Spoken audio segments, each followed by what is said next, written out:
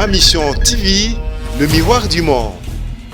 Na songi na voyage na uti na kwilu na kwango na détermination Lumumba zongo kanango na conférence d'Accra na 1959-58 era zongi abanda kusenga autonomie ya Congo azongi alobi indépendance immédiate matefo ya yebisi bana Kikwit bana Masamuna bana Masimalimba na bana Kenge que projet ya balkanisation ya mboka na biso Congo Kabila tika chango na 55%. Année en année, Félix a ajouté 15%. Nous sommes à 70% ya balkanisation. Kabila Joseph a signé ordonnance. Ministre du portefeuille, ya gouvernement na yo. Azwa si c'est na conseil des ministres. Alors bien la connectifier bangote. Mais qui doit donner l'ordre? Un exemple kamoko. Nalandi ba jeune moko balati ba bere baso loba mutu wana soki kaka loti yo vina we bondi.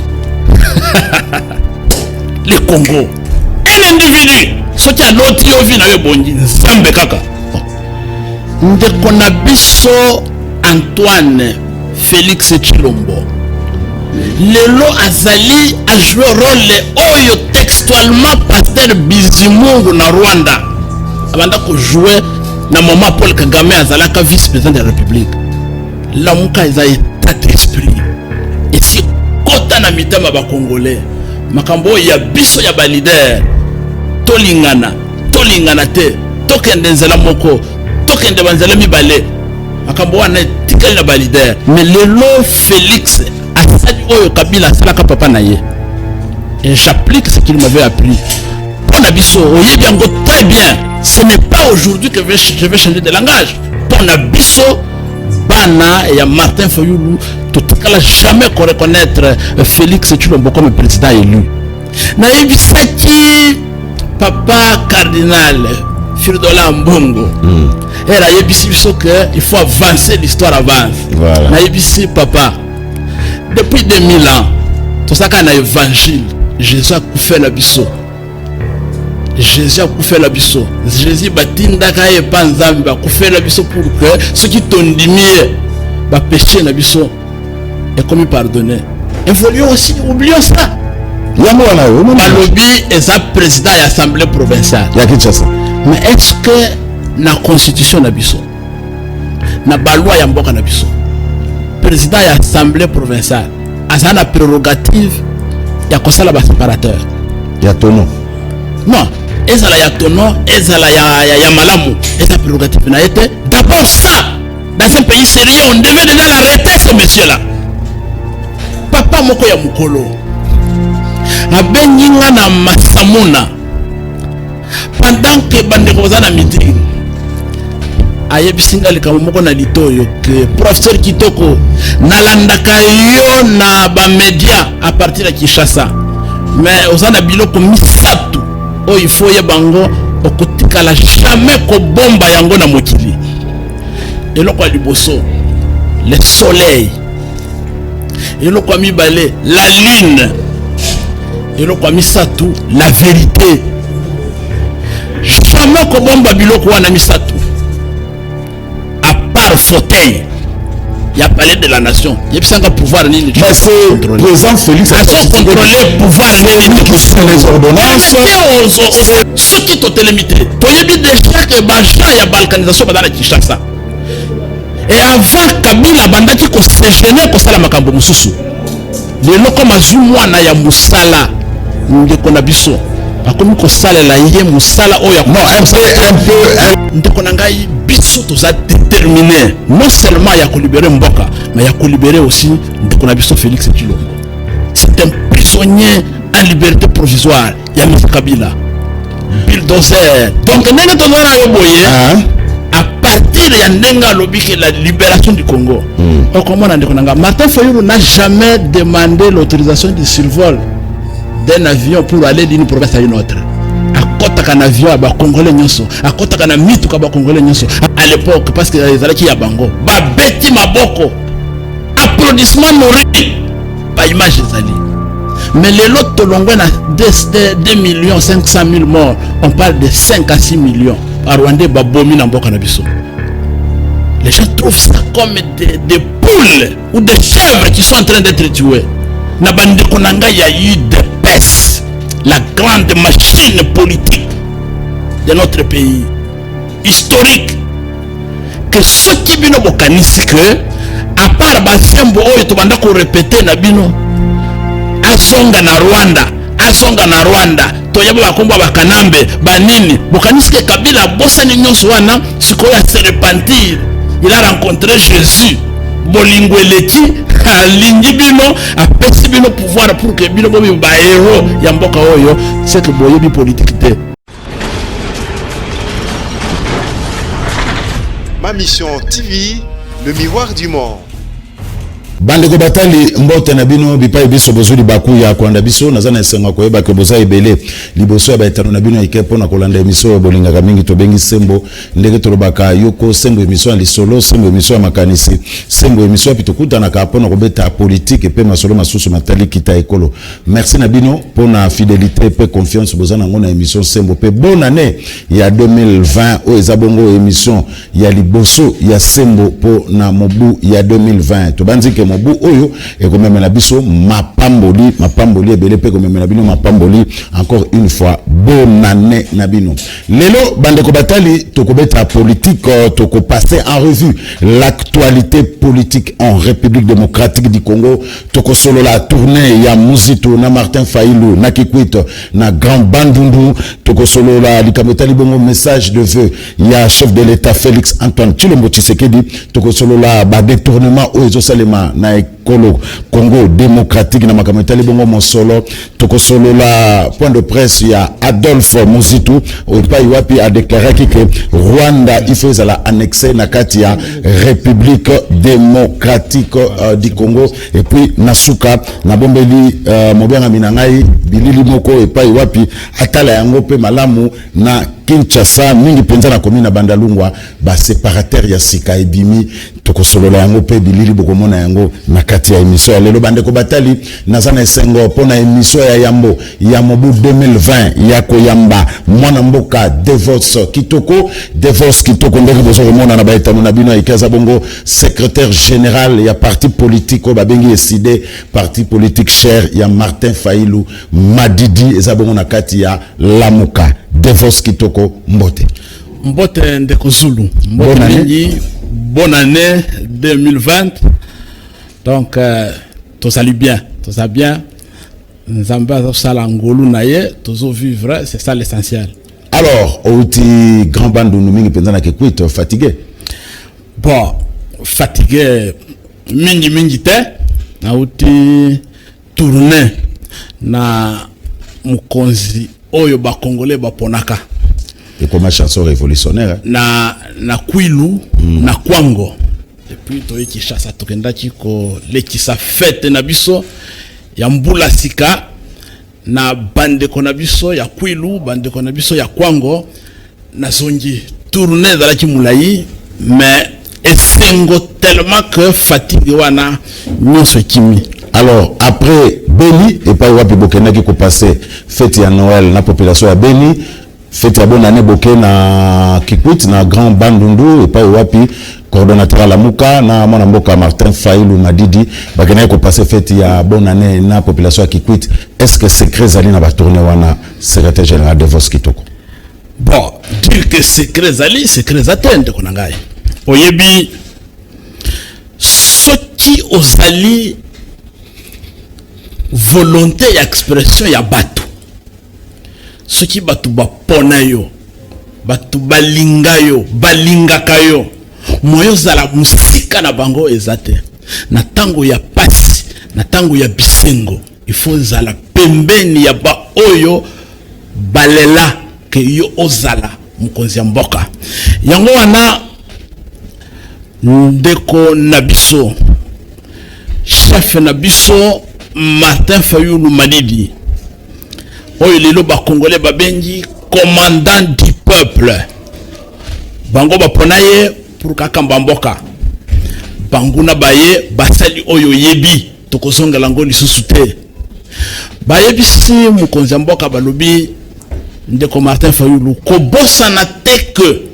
ata soki ozana kiti ya bukonzi te ke ozana mitama na biso kozala musika na biso te il faut zala pembeni yango wana omoni makambo ezoleka na Beni kaka te po ba massacre mususu bazolobela ngo mingi te ezoleka na Ituri ezoleka na Sud Kivu na Minembwe na plateau ya Ruzizi soki matina Nord Kivu ezoleka pe na Lubero eleka na Ruchuru na Masisi makambo nyonso wana tozwi ba rapport ebele yango mokonzi mboka Martin Fayulu alobaki il faut na kende na fête na activité ya Noël na kende komona bandeko nanga bazo kufa neti bangulu neti bantaba bazo gorgé on dirait tout ça peut-être na antiquité akomaki wana et tout ça qui na délégation na coordonnateur ya Lamuka mwana mboka Fumumpa Adolphe Musitu ndeko na ngai eloko liboso accueil oyo bayambaki Martin Fayulu. Voilà, wana tourmona yango na bilili na rapport na ebisu ba téléspectateur tokana bona répondre mutu oyo soki secret zalaki tokendaki kosala meeting te tokendaki kosala campagne te tokendaki komila kisate ndenge nini mukonzi o ba congolais baponaki aza populaire tokendaki na compassion ya bandeko na biso tokomi Martin Fayulu ayambi ba chef religieux ayambi association ya ba chef secrétaire général totala yango na bilili tozana yango fona ba téléspectateur que tozana bilili ya tournée ya Fumumpa Adolphe Musitu na Martin Fayulu na Kikwit mais avant na magie ya MCB ya Mavinga tomona babilili wana ndeko Devos Kitoko ozomona teke ba maloba na bino ya président légitimement élu vérité des urnes eza maloba moko eza dépassé le train déjà en marche quiconque osera l'arrêter sera écrasé nous avons un président qui s'appelle Félix Antoine Tshisekedi Tshilombo ou un impérium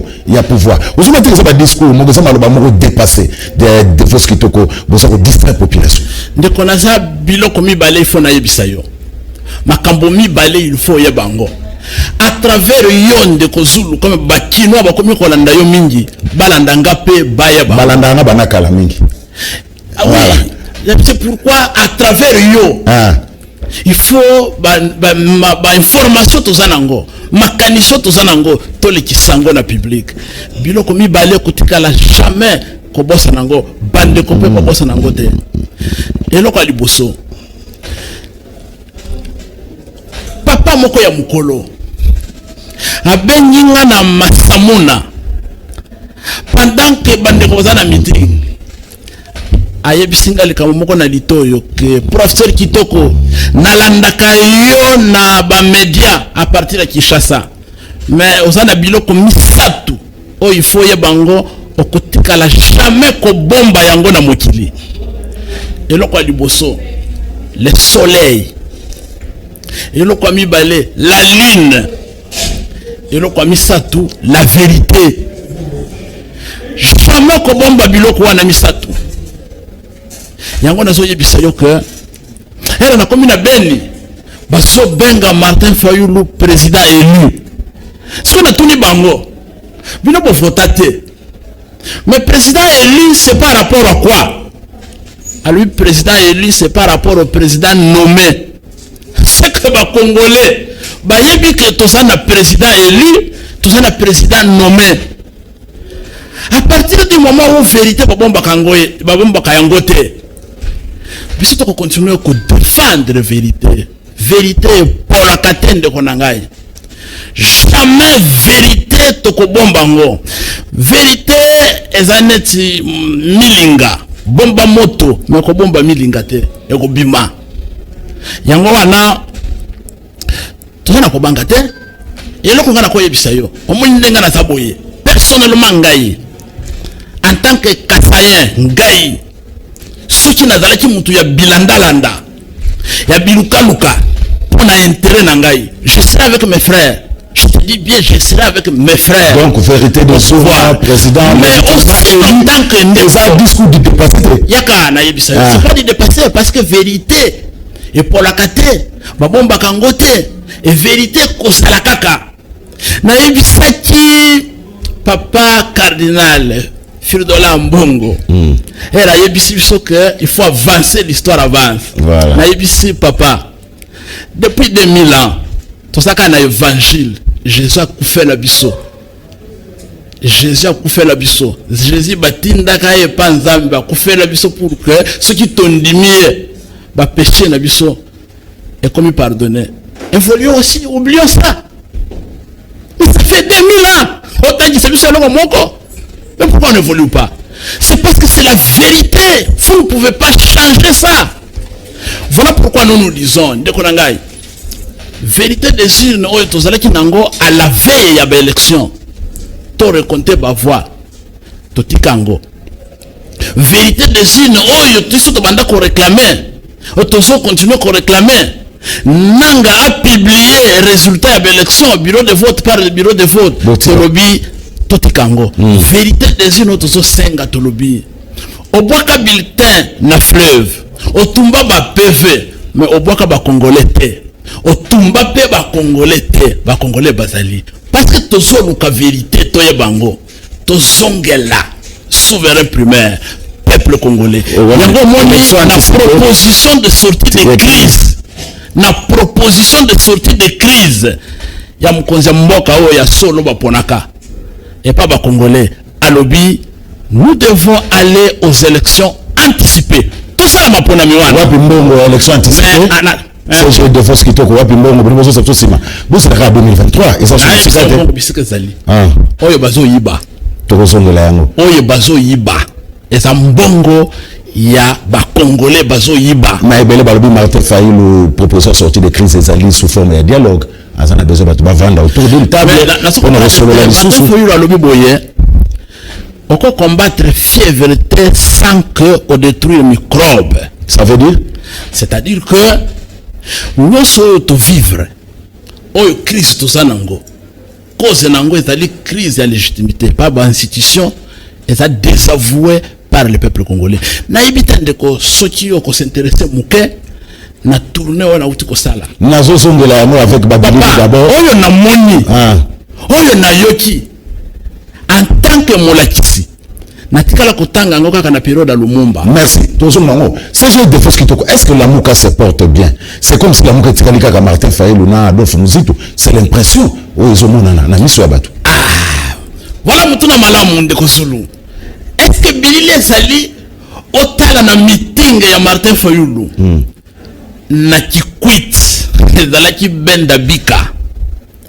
Tala meeting ya Martin Fayulu na Masimanimba, Masamuna, Kenge, Talananzela. C'est tout à fait normal. On a bas drapeau, il y a MLC, il y a Ensemble pour le changement, Nouvel Élan, SID. Et j'ai compris pourquoi Martin Fayulu n'a jamais cessé à Koloba.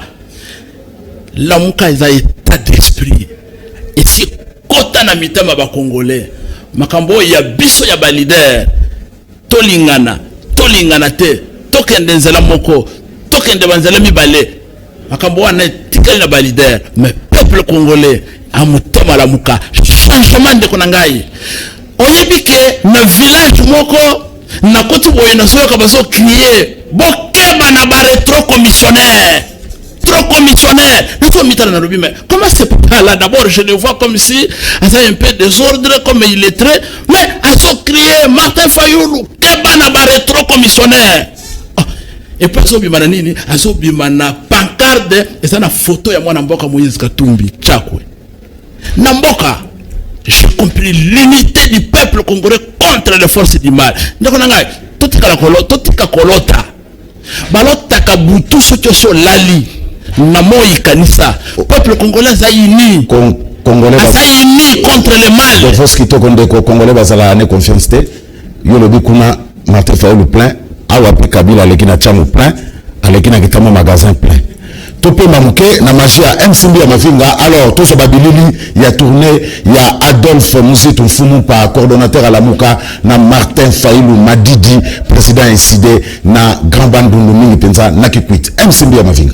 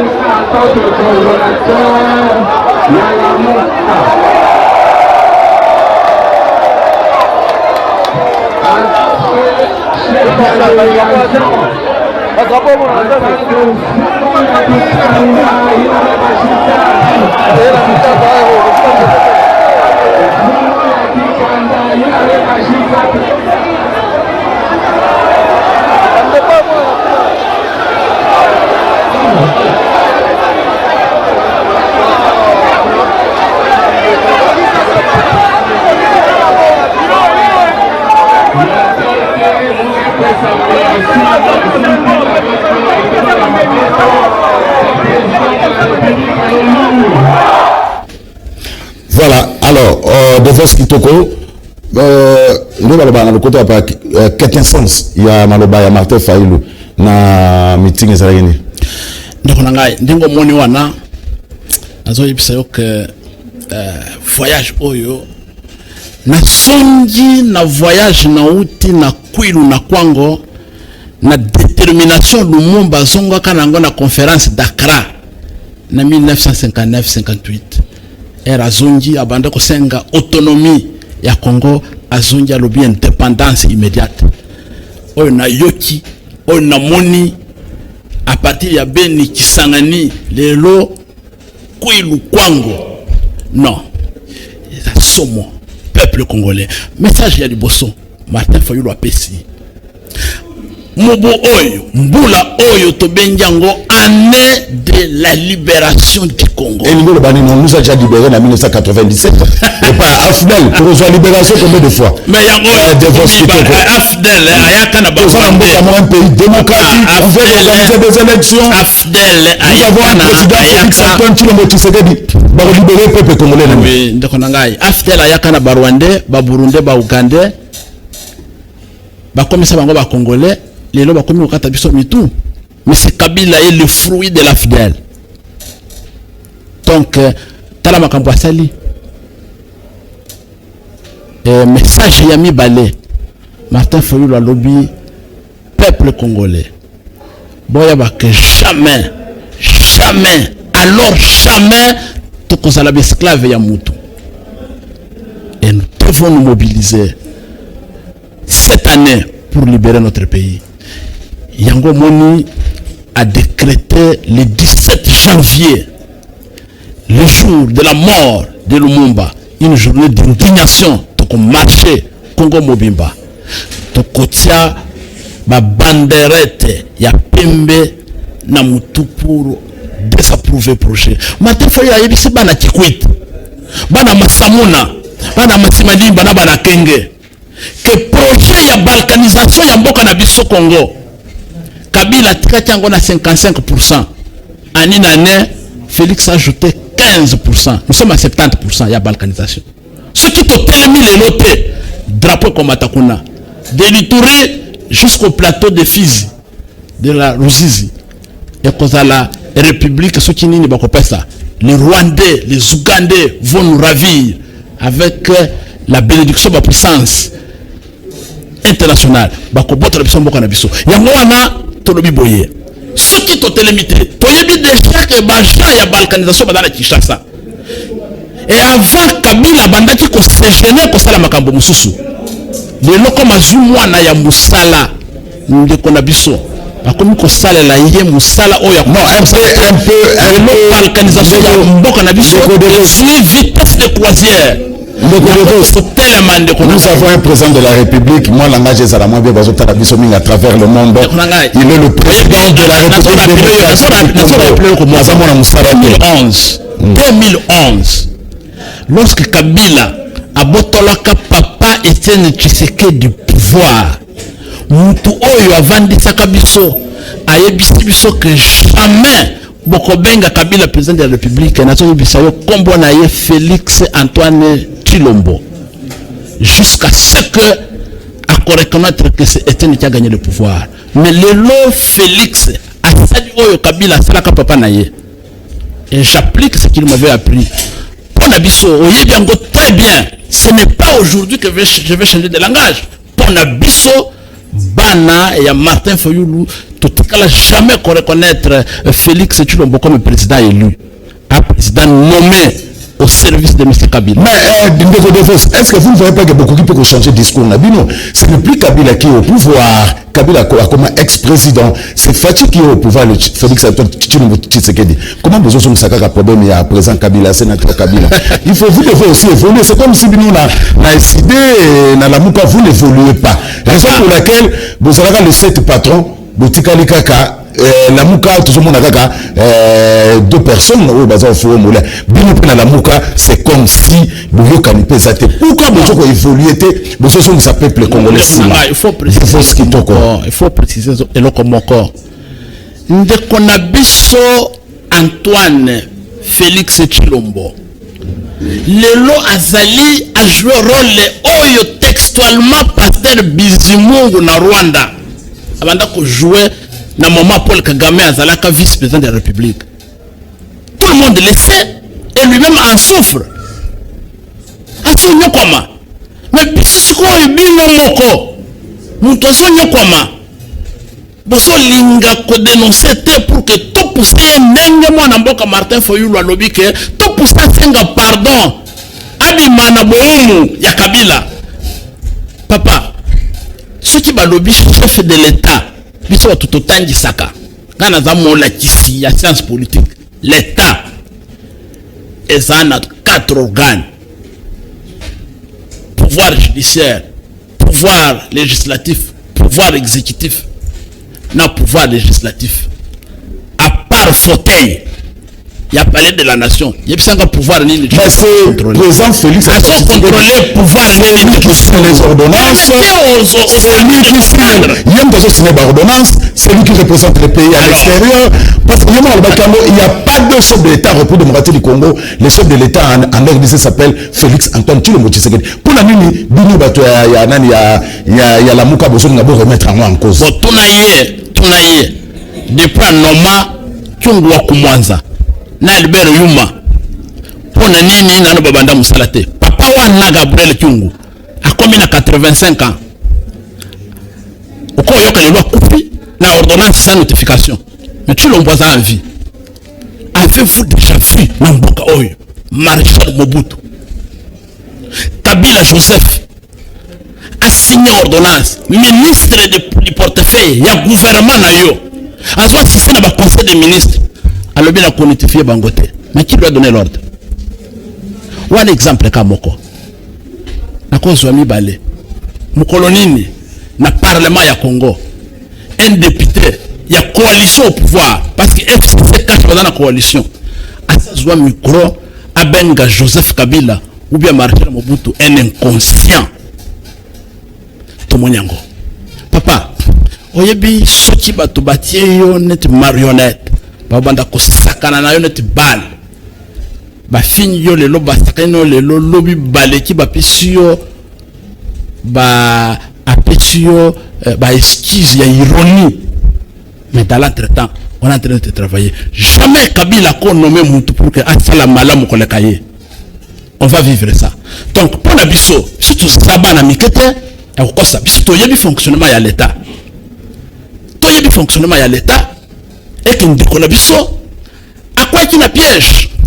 Na so mona ya sana situation moko neti Laurent Désiré Kabila ya ba Rwandais na ba Ougandais ba yakana ye. Asali bangoje alobi de kana komi la Kinshasa et c'est pas na biso na ko changer na ko zongisa bango et asalango les lois za wapi. Donc ndeko nangai biso to ça déterminé non seulement ya ko libérer Mboka mais ya ko libérer aussi ndeko na biso Félix Tshilombo. C'est un prisonnier en liberté provisoire ya M. Kabila. Biso to yebiango et j'assume ce que je vous dis. Ça n'engage que des fausses kitoko. Mais en tout cas, tu dis que la RDC a un seul président qui s'appelle oui, le protocolaire. C'est Antoine Tshilombo Tshisekedi. Voilà. année à libération, tout ça bien été par quel miracle pour libérer Mboka, parce qu'on a été dans le bac, on a tourné on a été déjà libéré. Bon, Martin Fayulu a libéré Mboka, et puis Balobi, message à Martin Fayulu, message de vœux à Martin Fayulu de la population, c'est déjà entendu. Et puis de trois, il n'avait pas qualité, il y a aussi un message de vœux à Saliango, dans les réseaux sociaux, donc, Moutaza qualité, c'est un message de vœux, et ça bon Félix Antoine, tu le motif c'est qui. Mais naïbisaki bande konangai, na benga bande konangai parce que c'est ma famille. Ba oyo bazana pouvoir, ba poser une question, mais c'est qui toko. Aux a deuxième personnalité, il y a parti, il y a Martin Fayulu. Devant quel congrès Martin Fayulu a fait la discours naé devant la nation. Naïbisi bango que Martin Fayulu en tant que Mukonzi Mboka a besoin d'un congrès nommé par un individu, mais c'est Kabila. Martin Fayulu a un congrès, le congrès du peuple. Il va s'adresser à la nation. Il va parler au peuple congolais directement. Déjà entendu. Non, qu'est-ce qui est déjà entendu et qu'est-ce qui n'est pas entendu? Cardinal Fridolin Mbongo, Aouti Beni, à l'Obénin. Quelle est la différence entre eux, Constant Sali entre eux et Martin Fayulu? Nous sommes là à 30% de la balkanisation Mboka Nabiso. On nous distrait ici. 30% balkanisation en Mboka. Le pays est déjà parti. Bayebisi Ndeko Nabiso Félix. Ce qui est réellement aux chefs de l'État. Aux a des prérogatives nyonso. Longola na chaîne de commandement armé. Ba officier oyo basa impliqué na ba sanction ya ONU. Ba officier oyo ba lobi ke bango nde bazo rafitailler ba rebelle, ba arme. C'est la mise en place ya sika. Soto za mwana mobile. To za wapi? Est-ce que Martin Fayulu ne peut pas attendre 2023? Martin Fayulu dans 3 ans. Martin Fayulu ne peut jamais attendre 2023 tout simplement parce que Ndeko Oyo Kabila Tiaki Azana place na yete. Ils ont choix ya peuple était. Et peuple congolais a saïbisi Martin Fayulu que kotika jamais miibi va transformer Lukuta comme vérité. Mais ça vous savez un punda. Donc jusque là, Imperium mais ça non, bande kwa chikwit comme bande kwa cham. Ba crier Martin Fayulu pesa biso minduki tobe naye. Même Martin Fayulu ayibiso wangonini. Wala ba discours ya réponse na ye. Ya réponse ya Mukonzi Mboka. Oyo ba congolais boponaki. Minduki nangai ezali bino. Minduki nangai ezali bino ba peuple. Ba Algérien ba bengani papa oyo azalaki na kiti sans que basimba minduki. Ba Soudanais ba bengaki oyo dictateur azalaki na mandat d'arrêt international ya CPI ba kokaki te mais bango ba exécuter mandat na bango sur le plan local ba bengani ye Blaise Compaoré et ya karatolo baté bino peuple congolais en 59 le 4 janvier bo bengana ba belge. Mais comment expliquer que mutumoko utaka boye pouf na mboka na biso abanda konome banda bourgmestre jusqu'à la chef de l'État. Biso ba congolais. Chers amis, en 1960 Tobengani ba belge, on avait que 3 universitaires. Et les autres ça par milliers et tout ça vivre mutu moko. Et nalandi ba jeune moko balati ba bere ba soloba mutu wana soki kaka loti yo vina we bondi. Le Congo. Un individu soki loti yo vina we bondi nzambe kaka. Nzambe ya Congo. On reproche à Fayulu azaki un esprit à vengeance. Non, vous ne connaissez pas Fayulu. C'est ça le problème. Donc on a ngai na sala ka promotion ba valeur et non pas promotion individu. Ce sont les valeurs oyo Fayulu azo incarner na zo défendre. Et ça Fayulu comme individu te boyebi Fayulu aza mwana nzambe. Ayebi vengeance te. Mais Fayulu a le respect de la loi, de la constitution. Batuna Kaye, ce qui est le président de la République, qu'est-ce que deviendra M. Kabila? Alors Baka, M. Kabila sera traité conformément à la constitution de la République, aux lois de la République. Kabila boyaka parce que alobaka Kabila azalaka miwete. Alobaka comment je vais faire remise et reprise na Fayulu alors que depuis abotama tikala kosimba le boko nangate tikala kopesa ngambote te. Mais vous voyez à quel niveau? Donc pour que bossa la remise et reprise, il faut nazala na sina personne bote. Na sina lobisayo. Ça se fait où dans quel pays au monde comme ça? Ceux qui sont américains, bakanisaka na ndenge Kabila alobaka lelo mais c'est Trump alingati à la présidence de la République. Parce que dans la campagne on a vu qu'il était l'homme seul, abandonné par tout le monde. Mais les Américains ont dit c'est celui-là qui sera notre président. Et Bango se va s'incliner. Donc il faut comme bana masamuna banako bengaye bulldozer bouka béton. Donc c'est donc tu as béton, tu as ciment, tu as bulldozer ya Congo Martin Fayulu. Bulldozer. Donc nene to na yo boye à partir ya ndenga lobi que la libération du Congo. Comment on a Martin Fayulu n'a jamais demandé l'autorisation du survol d'un avion pour aller d'une province à une autre. À côté d'un avion à Congolais nyonso, à côté d'un mitou à Congolais nyonso, à côté d'un batterie à Congolais nyonso, pour que à la pembeni la population naie. Merci. Nous rappeler à téléspectateurs que on sait pas pourquoi elle est là. Tu as mis mon amboka Devos Kitoko, azabongo secrétaire général et y a parti politique où tu bien décidé il y a Martin Fayulu Madidi. La complicité MCB m'a vu Serge Makoso. Est-ce que tu as une image moi n'a ça la DG CG Devos Kitoko surprise voilà. Sur beaucoup de près il y a un problème aussi nous y tout ça la point de presse à lobby que faut pas annexer Rwanda na République démocratique du Congo. Moni que ça va déclaration que ça m'a bémingi Devos Kitoko. Bon, gana éviter biso ba congolais. Dans un groupe moko ya ba professeur ya universitaire to chanta ka ben formation. Na moni professeur moko a balancé message de vœux il y a 2001 il y a Laurent Désiré Kabila. Na suis peine ya kotanga ngo du début à la fin.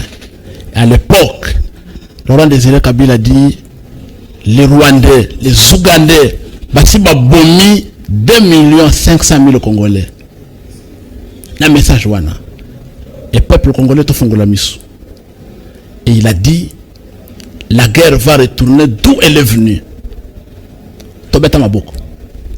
Na landi vidéo moko Zakari Bababasu na Assemblée nationale a senga minduki to sala bitumba na bana esi to kota Rwanda to équipe Rwanda majorité présidentielle à l'époque parce que les alaki ya bango ba beti maboko applaudissements nourris ba image ezali.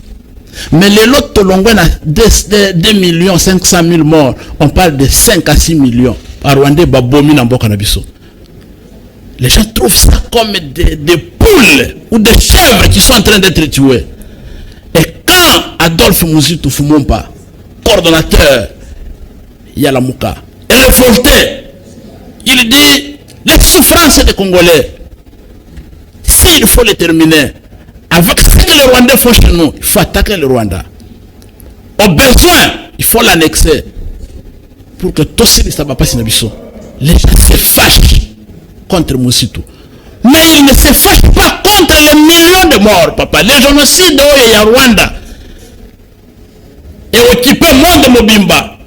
Et ça qui prétexte que les Rwandais ne comptent pas nabiso. C'était 800 personnes qui étaient tuées. 800 toutes. Mais nous avons 6 millions de morts.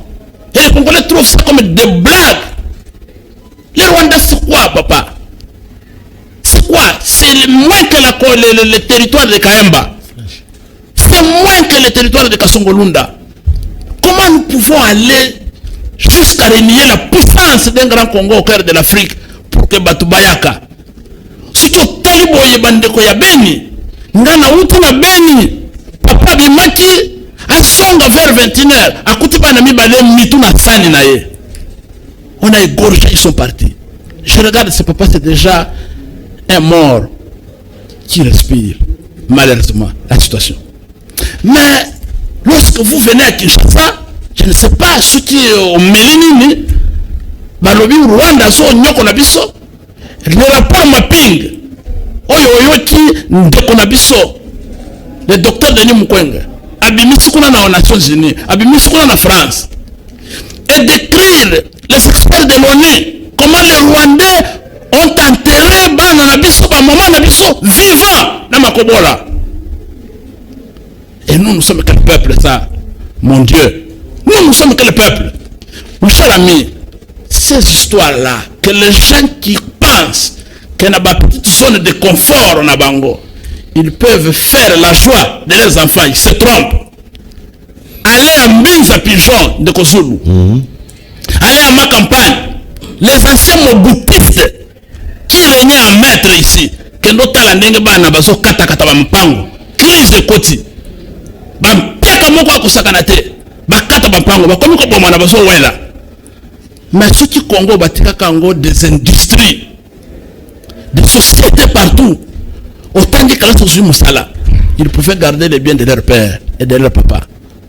Cher ami, personne ne peut être heureux dans ce pays tout seul si le Congo n'est pas développé. Voilà pourquoi Bisso, Tolinikola qui s'abandonne qu'on a Bisso que s'il y a des gens qui se précipitent à avoir des postes pour que va améliorer la situation de Bisso. Moi, je suis fonctionnaire de l'État. Le peu que je gagne, je me bats. Je n'ai pas besoin d'être ministre ya Rwandais, représentant ya Rwanda dans le gouvernement congolais pour que Bananga base dans le bonheur.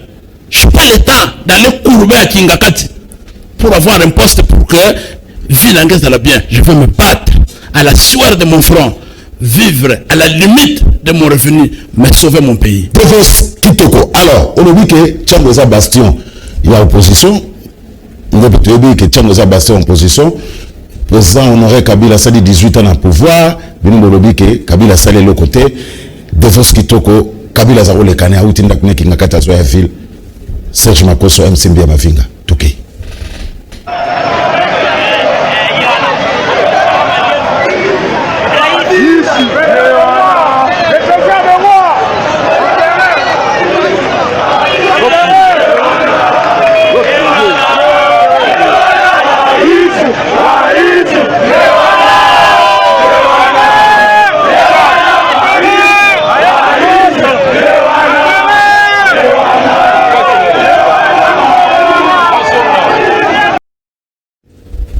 Voilà.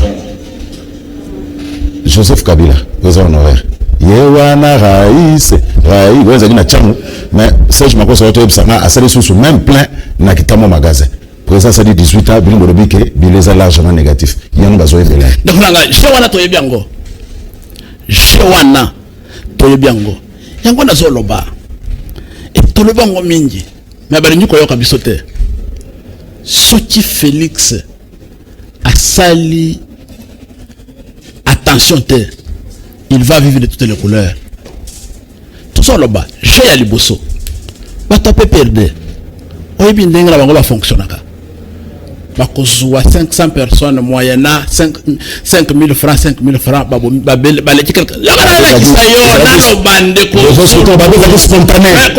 C'est pas spontané. Comment les amis fonctionnent.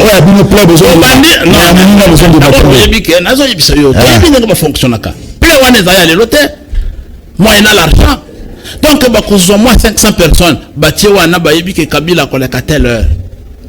Et puis, paf, à créer moi embouteillage, pour voilà. Baso préparer tout le pouvoir en 2023. Ce qui n'est pas interdit. Wana stratégie la bango liboso. To comment? Stratégie à liboso. Baso zwa batu. Payer. Bati na ba coin. Pour bale kisake ba la Kabila. Et le quoi liboso, le quoi mi balé. Chaque jour Félix Azolela. Hier à sa signature. Azolela. Baso bloqué, ministre de la finance a bloqué, ministre de portefeuille a bloqué, militaire a bloqué, botika makamboana ya ba combat interne a là. Voyez pourquoi baso bloqué? A échoué.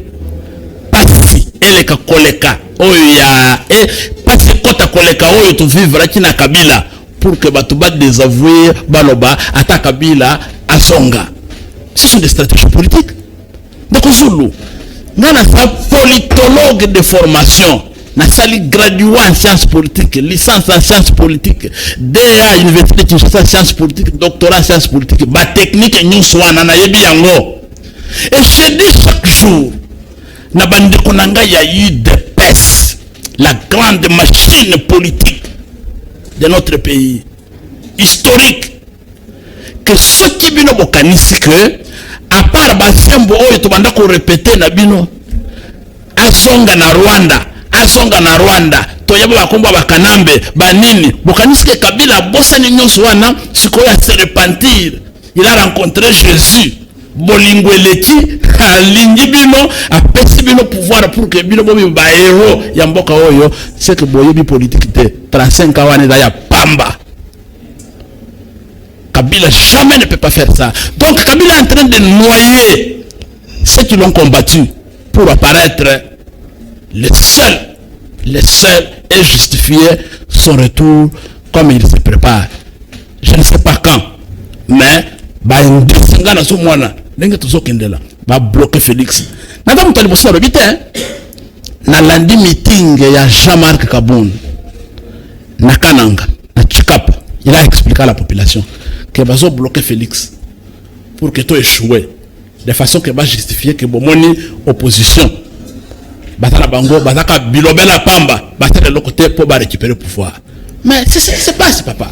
Devos Kitoko, secrétaire général à SID, tout à 5 minutes pour l'émission ici là. Alors, Devos Kitoko, après, Kobunga a 15 millions, 200 millions de sous-sebundi, et puis 6 millions de bima pour Batubaki de Kobina, pour la fête à alternance. Devos Kitoko.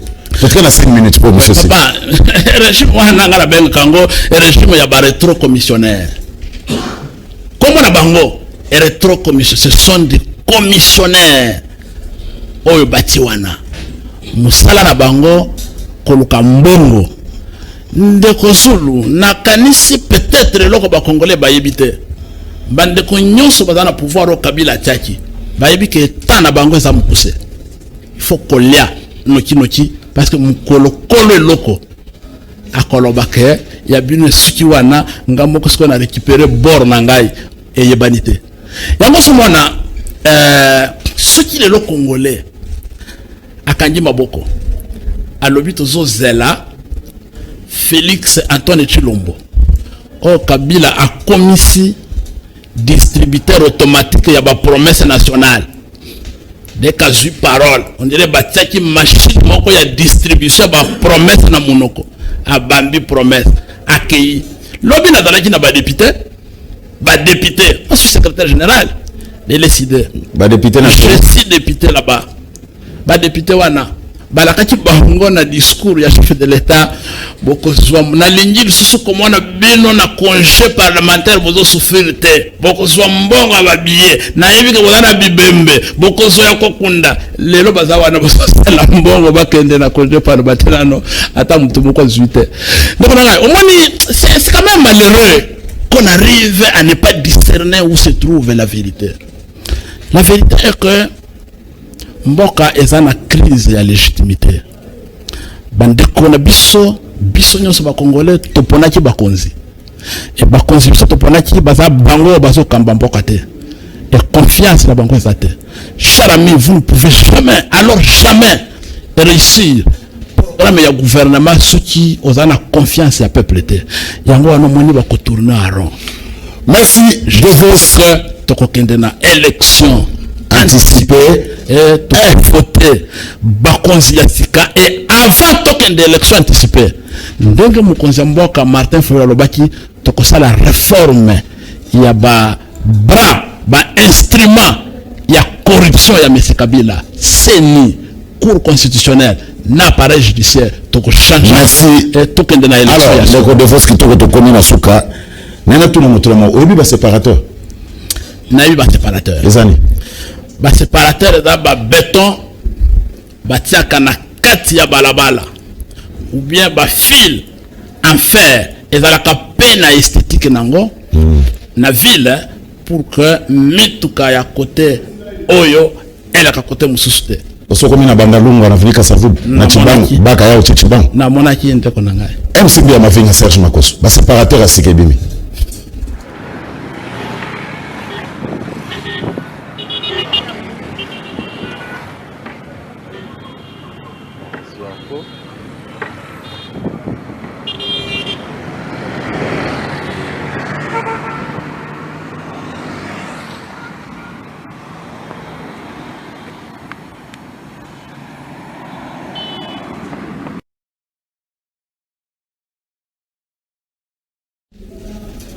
Voilà.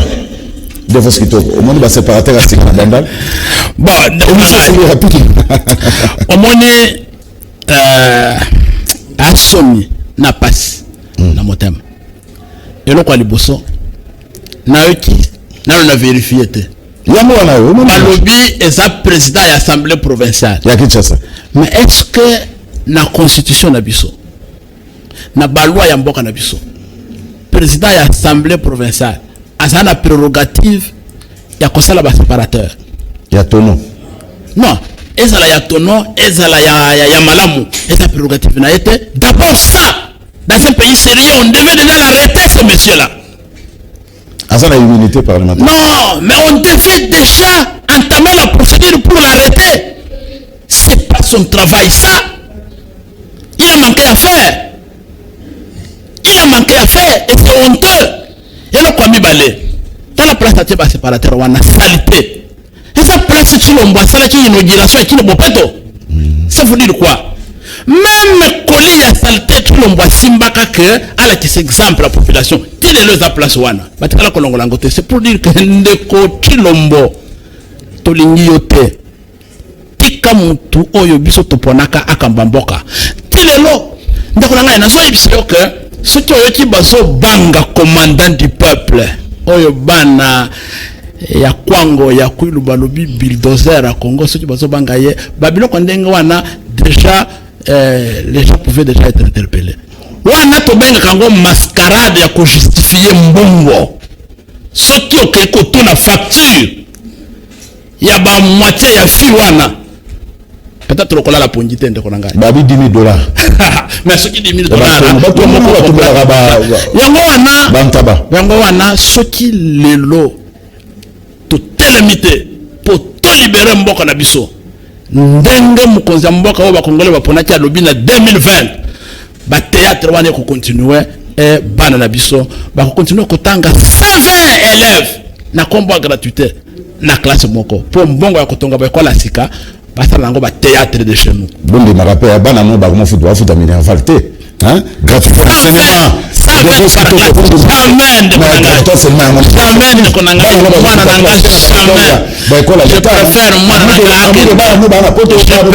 je préfère moi nangai akende kotanga na privé na futa mbongo que akende 120 élèves par classe cher ami moi na soki a raté première primaire attends soki comme docteur ba faute ya français na calligraphie ako corriger encore jamais Devos Kitoko merci Mingi de Kozulu merci voilà. Bonne année merci bando batali to komina suka to uti ko yamba Devos Kitoko secrétaire général ya SID parti politique ya Martin Fayulu Madidi fallait bien comprendre que ça c'est vraiment l'opposition ya Lamuka Devos Kitoko yewana do uti ko landa na kata émission na biso émission Sili merci na équipe technique o basonagi biso Coupardo la Fredi Takidi Rodi Luado MCB à Mavinga merci na réalisation merci na Serge Makoso pour tous les grands maestros merci na Joël Pembele merci na téléspectateurs nous surtout des émissions sur les papiers à travers le monde au besoin na biso na YouTube merci na bino na États-Unis na France na Belgique na Suisse na Allemagne merci na bino merci na ba partenaire lokola Destiné Pressing Edouard Poba Lemba sous région merci na Laji Tombo Mputu au besoin na raté côté biso poids merci Botika la malamu rediffusion lobby dimanche 11h na canal qui télévision kaka numéro mususu ndebo bozwango samedi prochain kimi ya kolobi pa biso bozwami. Ma mission TV, le miroir du monde.